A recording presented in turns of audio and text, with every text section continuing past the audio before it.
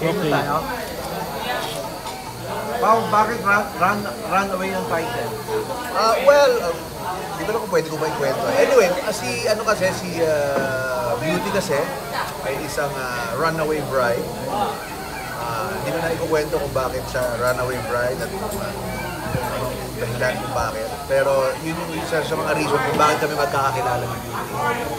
During the time na tumakbo siya sa kanyang kasal, yun yung araw na nagkakilala kami dalawa. So, and then from there, magiging tuloy-tuloy na yung kwento na pagsasamahan namin dalawa. Anong role mo dyan? Ako si Benjo na nagtatrabaho rin dito sa Vietnam. Isa akong scammer. Scammer ako eh. Sinascam ko yung mga tao na na tourist guide ako kunwari.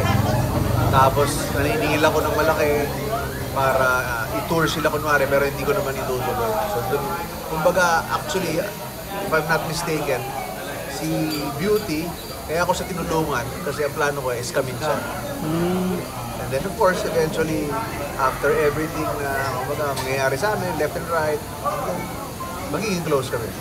Kumusta yung working relationship ng dalawa? Ay, matagal na kaming okay ni Beauty.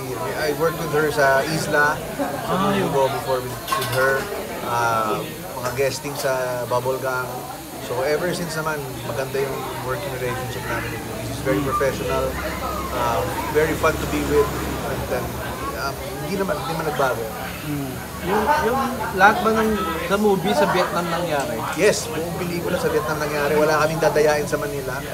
So mostly lahat buong 100% of the film, we will shoot in Hanoi, Vietnam. And yung iba-iba pang mga tourist spots ng Vietnam.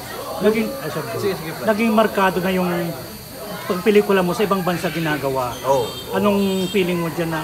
No, actually, hindi naman yung sinasadya. I think it's nagkataon lang din na lahat ng mga pelikulang nagagawa ko nababagay sa mga ibang bansa ika. And I'm very fortunate na itong 16 Media, after nung shoot namin sa New Zealand, considered to get me again. So, masaya kasi sa ibang bansa Masaya sa ibang bansa. Napapakita mo yung iba-ibang mga lugar. Mas napapadaling ikwento ang mga kwento, kahit simple lang yung kwento, pero yung scenery, yung backdrop mo iba. So it helps with the movie itself. Anong genre nito? Comedy ba? Rom-com, romantic comedy. It's very light. It's very, very light. I think it's nababagay siya sa amin ngayon lalo ni Beauty kasi si Beauty lagi nagda-drama. Ngayon naman sa teleserye, lagi ako nag-action, lagi akong kontrabida galit. Diba? So ngayon, pambawi naman, rom-com naman. And I think Beauty is perfect na niya yun. Perfect niya yung romantic comedy. Parang breaker ba sa'yo yun? Breaker ba na nakakakuha ka? Oo, malaking bagay yun. Malaking bagay sa akin.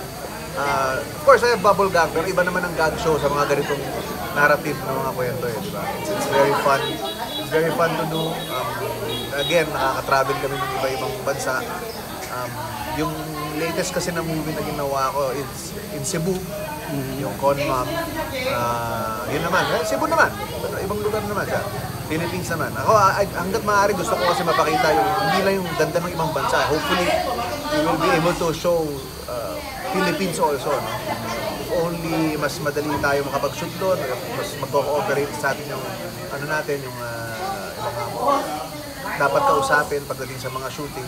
We would also love to shoot around the Philippines para makita natin sa ibang bansa na ganito rin kaganda yung Pilipinas. So, syempre, hindi lang naman natin pinapalabas sa sinihan Lumalabas din tayo sa Netflix or sa iba-ibang mga lugar na sana makita ng tao yung ganda rin ng Pilipinas. Pero for now, pakita natin yung ganda ng ibang bansa.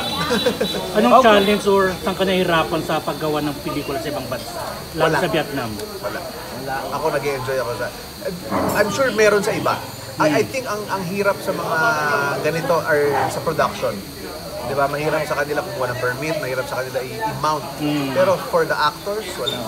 Ang kailangan mo lang makisama, kasi syempre ibang shooting sa Pilipinas, ibang shooting sa ibang bansa.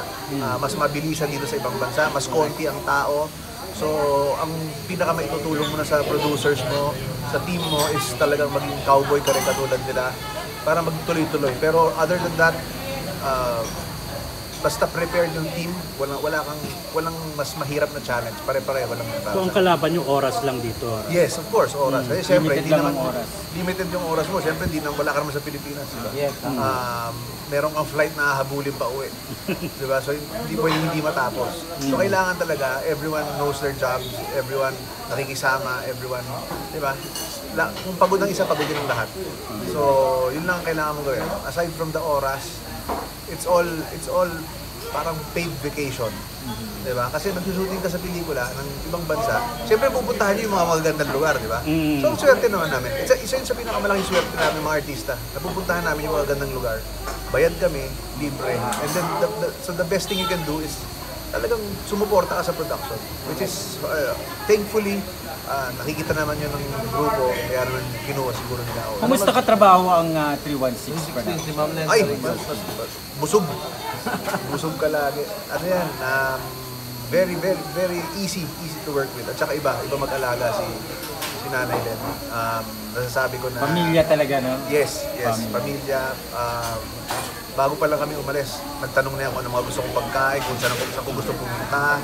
Pagdating dito, ang dali-daling kausap kung ano gusto mo. Yun na nga, wala kang ibang gagawin kundi ayusin ang trabaho mo kung ganun ka alagaan di ba? Ang pinaka-ano mo na is bumawi sa kanila in terms of your work, in terms of whatever. I'm very thankful na naging maganda yung relationship namin ng 360 Media sa New Zealand, and I believe because of that, nasundan to.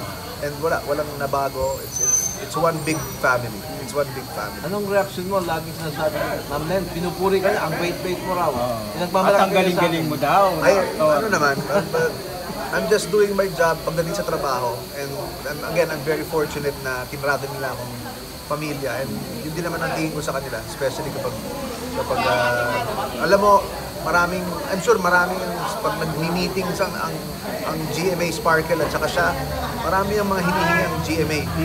And may mga ilang bagay na hinihingi sa akin si Miss Len, di ba? Maging on time, alam mo yung script mo, galingan mo, and lahat yung nabibigay ko naman sa kanya. Sapat na yun, kulang pa yun para sa lahat ng pagsuspoil sa akin ni Nanay Len dito sa bawat shooting na ginagawa namin. Meron ka pa bang dream role na wish magampanan? Honestly, naniniwala ko na yung mga roles, paulit-ulit na lang yun. Diba? Sa tagal ko na, 35 years na akong nag-artista. So, naniniwala ko na halos lahat nagawa ko na. It's just a matter of adaptation kung paano mo gagawin yung role, kung paano mo iisipin yung bali ng role. Pero ang wish ko lang, makapag-travel pa kami ng iba-ibang lugar. Actually, more than ibang bansa, pangarap ko talagang ma-explore ang Pilipinas. It's for the people. Gusto ko makita ng tao na ang dami, lagi kasi pag nag-shooting kami, ang ganda ng New Zealand. Di Batanes tayo. Ang ganda-ganda rin, di ba? So, yun ang gusto ko ma-achieve in the next few years. Na maging mas madali mag-shooting sa atin sa Pilipinas para makita ng foreigners. Oo, tama. Then, para tumaas ang tourism natin. Ganda ng Pilipinas. Oo, Makatulong sa turismo. para sa akin, makakatulong din yun sa turismo. Kasi tayo nakakatulong tayo sa turismo ng ibang bansa. Correct, oo. Diba? Pag pinapalabas natin sa Netflix, sa ibang mga platform, sana magawa rin natin yun para sa bansa. Yun ang Dream mo pa na ibang bansa na mag-shooting? dream na ibang, I would love to shoot in Norway. Norway and some other European countries. Bakit Oo. noon? Malamig. Gusto ko ng malamig eh. Ang init dito eh. Pero yung suot ko, gusto ko yung sabo. Hindi, ako kasi enjoy ako sa lamig. Nag-enjoy ako sa malamig.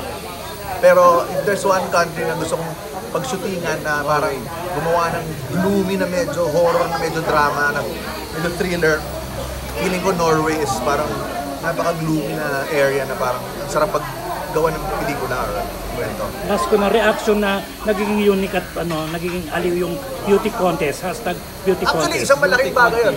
Ever since pandemic yun nung nagkaroon ng hashtag na beauty contest. Diba? At ilang beses ko na rin sinuggest sa mga kaibigan kong producer at sa mga writer na gawin yon.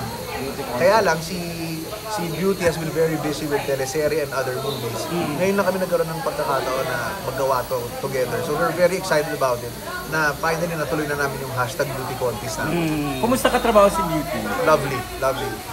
Ever since sa isla na nakatrabaho ko siya, very professional na yan. Hindi naman nagbago, walang ka-ere-ere, ang dali-daling kausap. Minsan nga, just kahapon lang, sabi ko, may ganito akong gagawin sa'yo. Okay, cool. Okay, alam yan, very easy to work. And yun naman ang importante, especially pag nasa ibang bansa kayo. Si Direk Sid, kumusta? As director. First time ko nakatrabaho si Direk Sid, pero nung StoryCon pa lang, nakita ko na kung gaano siya ka-collaborative. And it only proves na nung nandito kami talagang nirespeto niya yung artistic license ng artista as much as we have to respect his creativity also. And so far, so good. Wala kaming nagiging problema. Okay, thank you. Thank you. Dagdag lang. Ilang taon ka nag-start